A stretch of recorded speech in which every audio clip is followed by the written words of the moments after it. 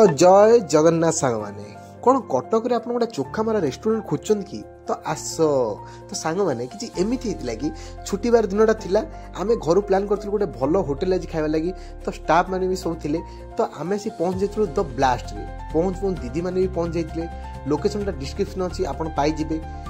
पहुंच गोटे गरमा गरम चिकेन सूप तो मजा आसी गला तापर सार मान सहित किसी कथबार्ता हो पहुंच जाइतला हमर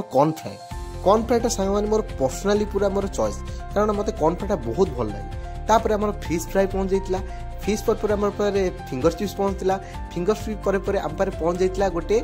चिकेन लेग पीस ता सहित मटन चॉप